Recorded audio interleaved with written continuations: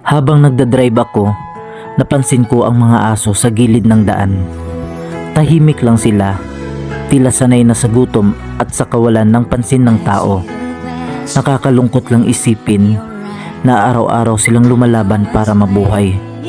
Pero madalas, ni isang tingin o kaunting pagkain, walang nagbibigay. Pero sana, tayo'y maging iba. Isang maliit na piraso ng tinapay o kahit ilang segundo ng malasakit, malaking bagay na para sa kanila. Hindi kailangan maging mayaman para tumulong.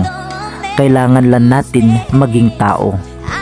Dahil para sa mga tulad nilang walang boses, ang mga kabaitan mo ang tanging pag-asa nila.